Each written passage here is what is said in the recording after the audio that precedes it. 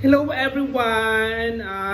Good morning! So today is my breakfast day. My breakfast day! By the way, thank you so much sa 2025 kasi alam nyo, sa 2025 talaga more on painful. more on stress talaga ako sa year of the 2025. So, pero nung dumating yung Christmas Day nung December 25, kahit ang dami kong pinagdaanan, ang dami kong mga sacrifices, hindi nilang alam. Kasi hindi naman pwedeng sabihin ko lahat sa inyo, isa-isahin araw-araw kong sasabihin sa inyo. So ngayon, isi-share ko lang naman to sa inyo, di ba? Share lang para sa akin. Grabe, sa year of 2025, sobrang dami kong mga sacrifices. Sobra. So, dami kong mga stress, dami kong buti na lang nalampasan ko. Nalampasan ko kasi nga like sa family, grabe, sobra. So, sabi ko nga nung 2025, sabi ko nga sarili ko, siguro kung mamatay man ako ngayong this 2025, bahala na si God, bahala na sila sa akin, at sana yung family ko, yun lang na lang nila pabayaan. So, yun talaga yung iniisip ko sa panahon na sobrang down talaga ako, sobrang stressed ako, hindi pa alam yung gagawin ko. Buti lang andyan yung mga friends ko, yung friends ko dito, sa lugar ko dito, mga friends ko dito, sila yung siya yung kinagigilingan ko na nagsasabi ako sa kanya, nagsishare ako sa kanya. At syempre, nung dumating yung 2020 Christmas is ang pinag-pray ko lang talaga sa may taas na sana sa darating na 2020 matapos man tong Christmas na to, sana more on blessings ako sa 2026 at sana sana wala na akong mga ma-feel na mga painful, like mga stress, ganon, at sana i-bless pa talaga ako. So yun, tinanggal ko yung mga sa 2025 sa Christmas, tinanggal ko yung mga iniisip ko at nung dumating yung New Year, sobra talaga, pinag-pray ko talaga na more on blessings pa talaga ako sa 2026 at never na ako may stress.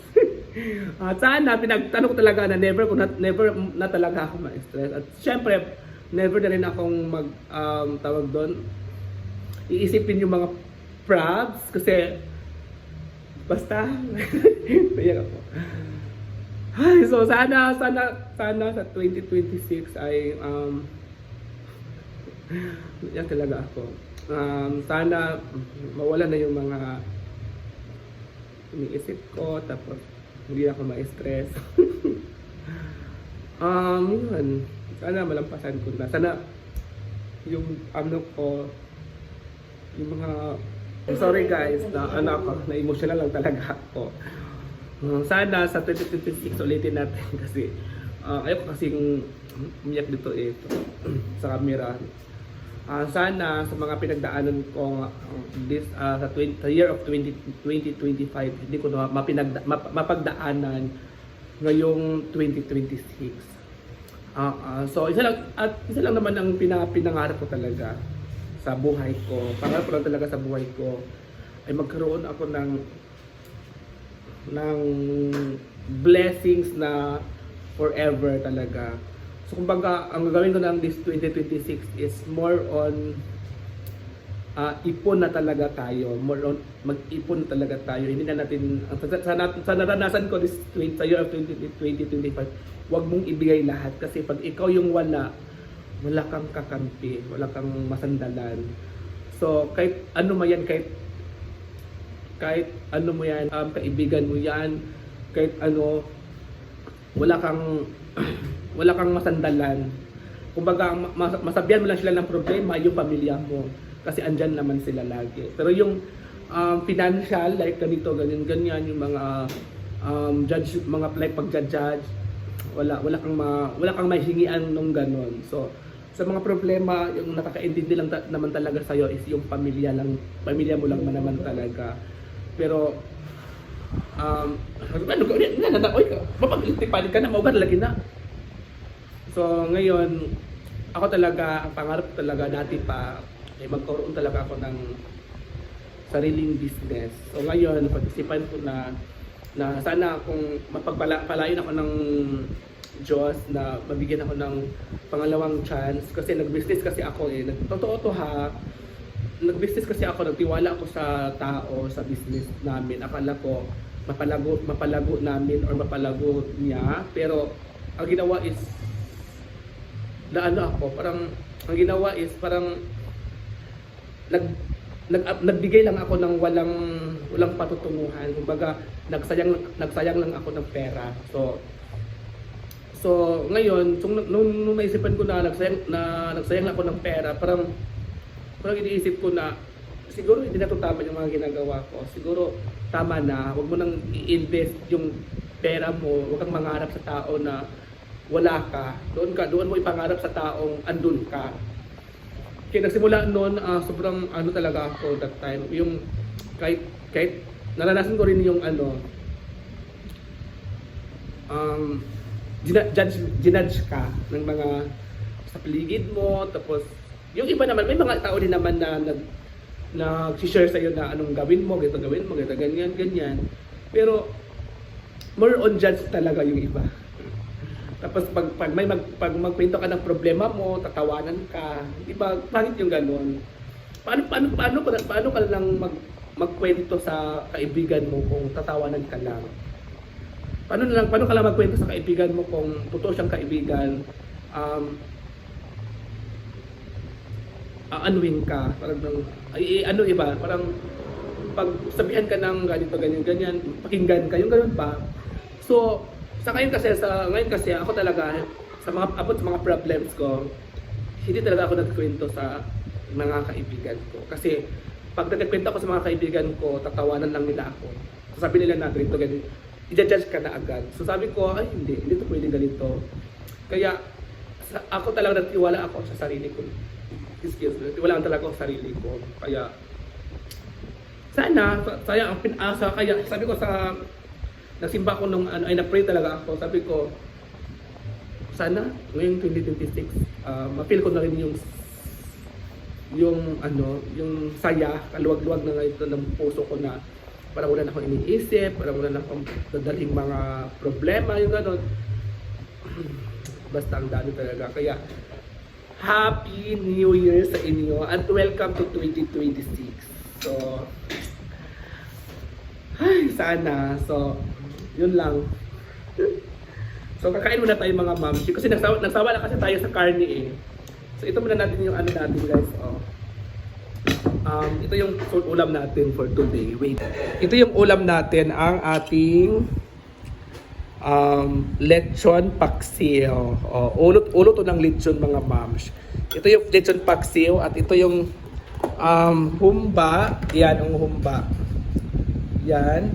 Ito yung tira namin sa sa New Year. Diba? So kakain muna tayo. Diba? Ilipat natin to ang humba sa ating lagayan ng maliit na lagayan. At alam niyo mga mamsi,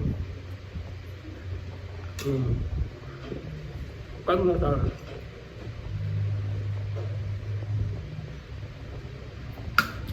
Sa panahon ngayon guys, wala kang ang kaibigan mo panahon ngayon, mamili ka ng totoong kaibigan.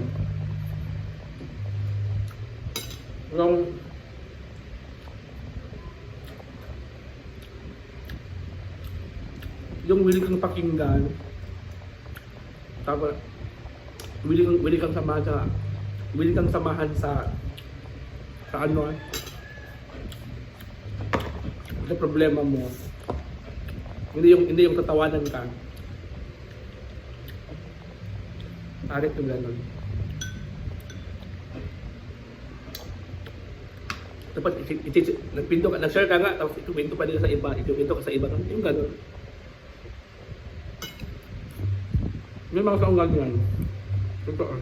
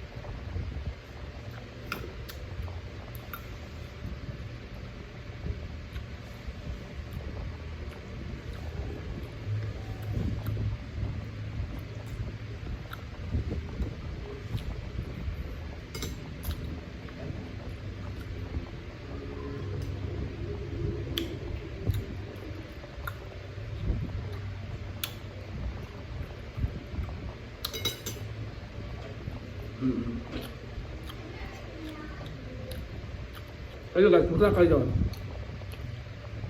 Sorry ha, sikat ko yung video kasi ayaw kasi umiyak sa inyo eh.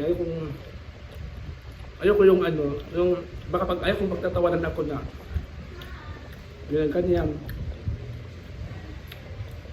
Alam nyo kasi sa akin, ang dami talaga ako pinagdaanan sa 2025. Hindi ko lang pinikwento sa inyo. Hindi ko lang pinikwento sa social media. Sobra. Kaya sana, lumanda na natin ko last 2025. Ay hindi ka mananaga ngayon. 2026.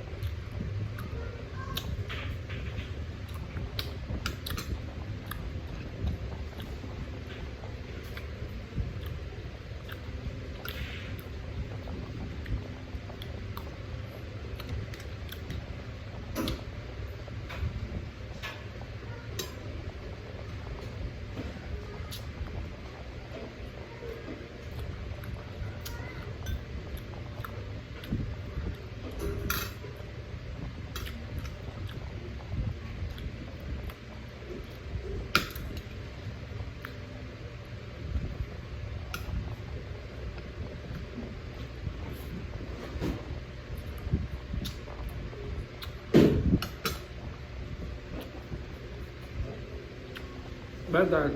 Thank you.